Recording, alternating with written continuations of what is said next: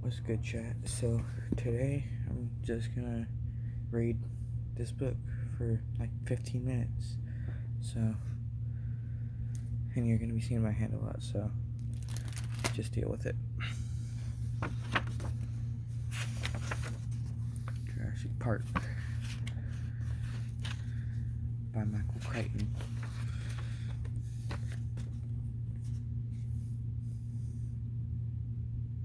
You'll want to read that.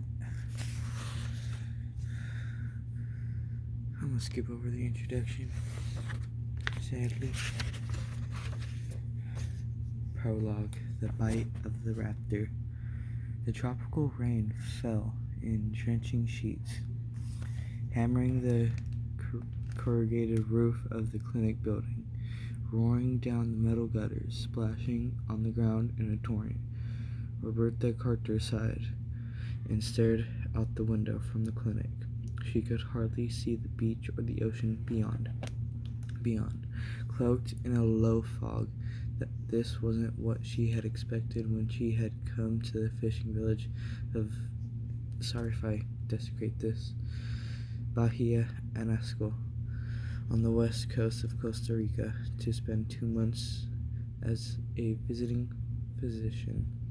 Bobby Carter had expected sun and relaxation. After 2 grueling years of residency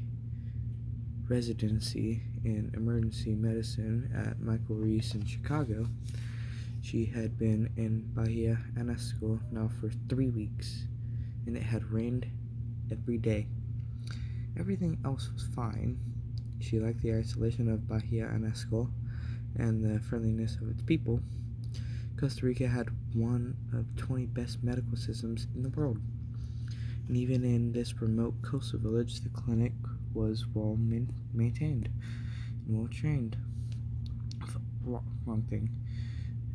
Amply supplied, her paramedic Manuel Aragon was intelligent and well trained.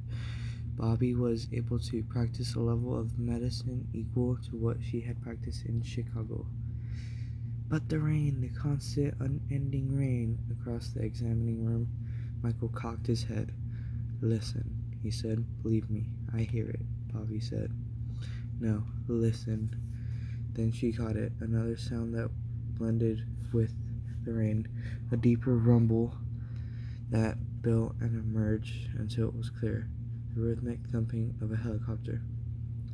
She thought, they can't be flying in weather like this, but the sound built steadily, and the helicopter burst low through the ocean fog and roared overhead. Near the fishing circled and came back. She saw the helicopter swing back over the water near the fishing boats, then ease sideways to the rickety wooden dock and back toward the beach. It was looking for a place to land. It was a big-bellied Sikorsky with a blue stripe on the side, with the words "Engine Construction." That was the name of the construction company. Building a new resort on one of the offshore islands. The resort was said to be spectacular and very complicated. Many of the local people were employed in the construction, which had been going on for more than 2 years. Bobby could imagine it. One of those huge American resorts with swimming pools and tennis courts, where guests could play and drink their daiquiris without having any contact with the real life of the country. Bobby wondered what was so urgent on that island that the helicopter would fly in this weather.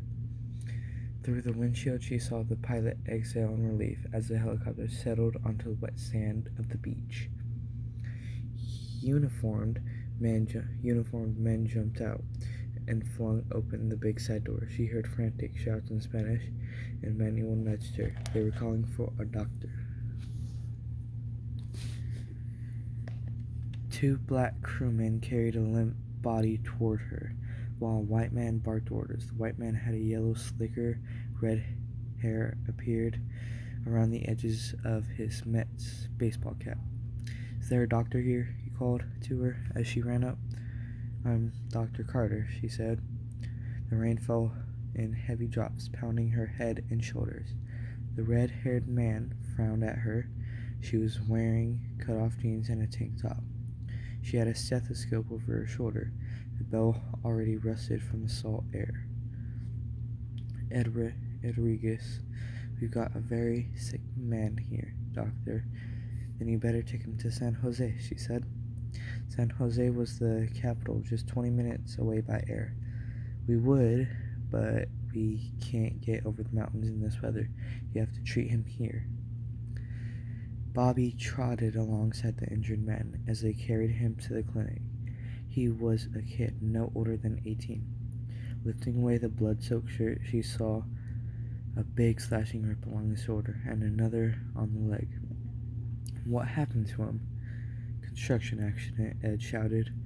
He fell on one of the backhoes. One of the backhoes ran over him. The kid was pale, shivering, unconscious. Manuel stood by the bright green door of the clinic, waving his arm. The man brought the body through and set it on the table in the center of the room. Manuel started an intravenous line, and Bobby swung the light over the kid and bent to examine the wounds. Immediately she could see that it did not look good. The kid would almost certainly die. A big tearing laceration ran from his shoulder down to his torso.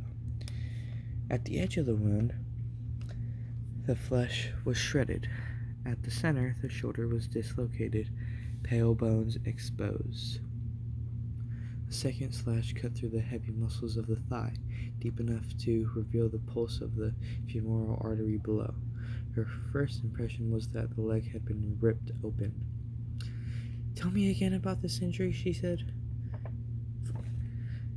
"I didn't see it," Ed said.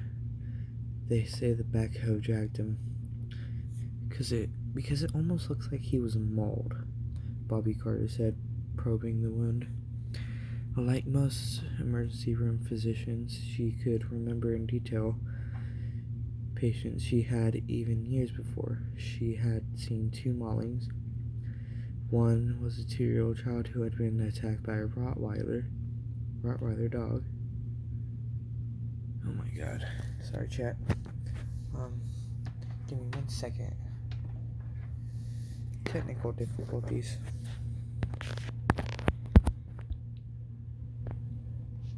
Alright. Yeah. So I'm gonna just turn my flashlight on. Alright, so I'm gonna just read it to y'all since my phone is too low. One was a 2-year-old child who had been attacked by a Rottweiler dog. The other was a drunken circus attendant who had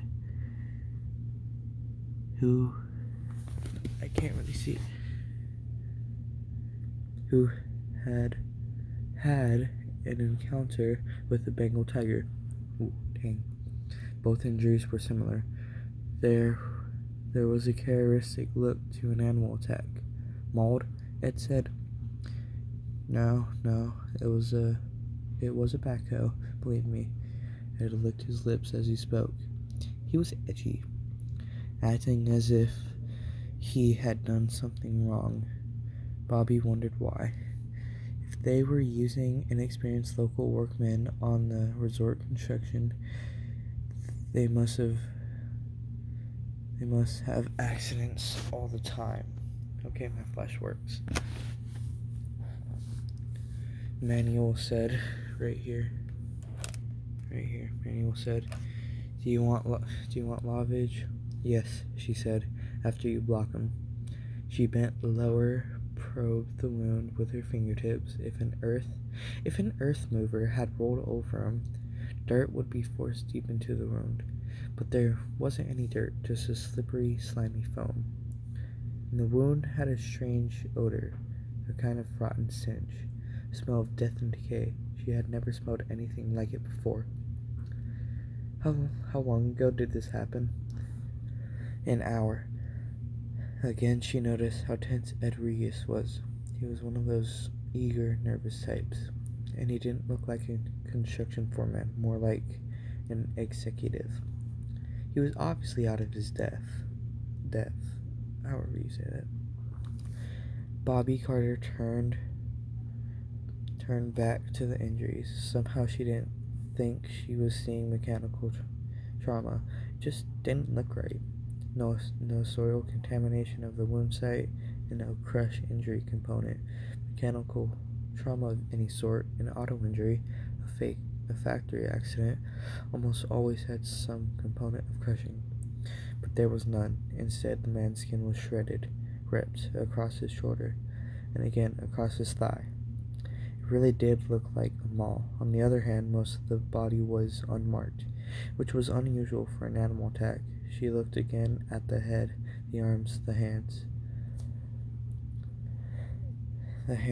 She felt a chill when she looked at the kid's hands.